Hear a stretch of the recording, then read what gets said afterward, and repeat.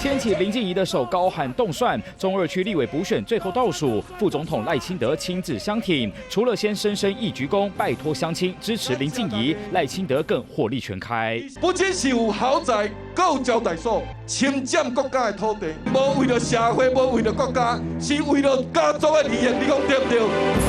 倒一个所在拢差地皮，这种的，那唔免阁互伊选票啊啦！你们要改变无？